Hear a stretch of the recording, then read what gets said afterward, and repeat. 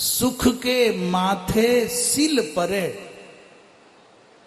और जो हरि को विसराए, बलिहारी व दुख की जो पल पल नाम रटाए।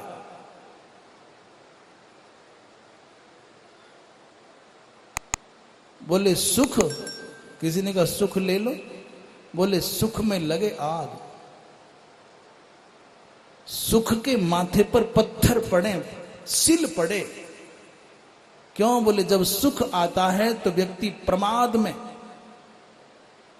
मदहोश हो जाता है, मतवाला हो जाता है, प्रमादी हो जाता है और विषयों की ओर भागता है। सुख आते ही व्यक्ति को विषय चाहिए, भगवान को भूल जाता है, और दुख के आते ही तड़पता है, रोता है, विह्वल होता है और भगवान को पुकारता है। बोले एक बार इस कलंक से, एक बार इस पाप से प्रभु मेरी रक्षा कर लो, मुझे बचा लो। एक बार इस अपयश की आग में झुलसने से मुझको बचाओ प्रभु। मैं प्रतिज्ञा करता हूं कि जीवन में कभी ये काम फिर करूंगा ही नहीं। एक बार लाज बच जाए,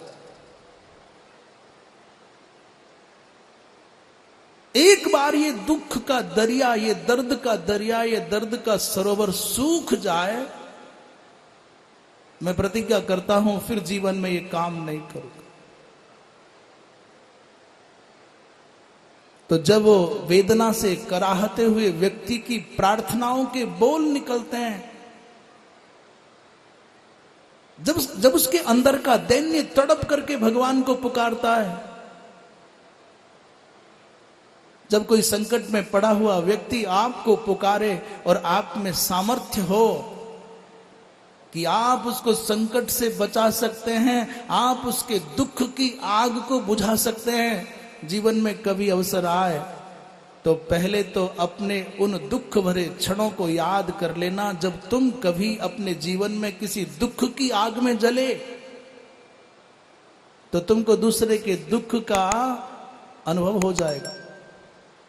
जब कोई संकट में पड़ा हुआ व्यक्ति तुमको पुकारे और संभव है कि तुम कर सकते हो समाधान, तो मैं बड़ी विनम्रता के साथ में कहता हूं, किसी की मजबूरी का, किसी की लाचारी का, किसी की विवशता का परिहास मत करना, उपहास मत करना, उसका मजाक मत बनाना, मखौल मत बनाना।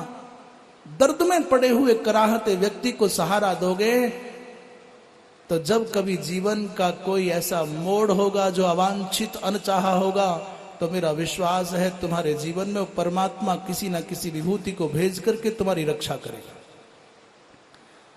आप दूसरों के काम आओगे तो कोई ना कोई विभूति तुम्हारे काम आएगी।